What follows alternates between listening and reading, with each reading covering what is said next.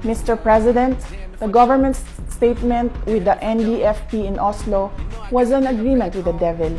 Napatunayan na natin sa kasaysayan na hindi sila seryoso at wala silang sinseridad sa usaping pangkapayapaan.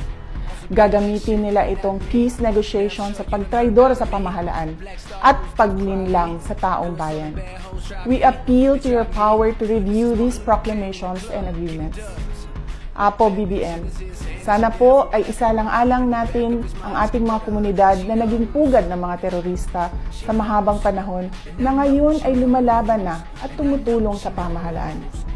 Let us honor the memory of those who died in the senseless and bloody attacks of the MPA, CPP, and DFP. Mr. President, we can negotiate for peace and reconciliation and pursue meaningful development efforts in the Philippines without capitulating to the enemies. Hiling namin na kami ay mapakinggan. Shukran.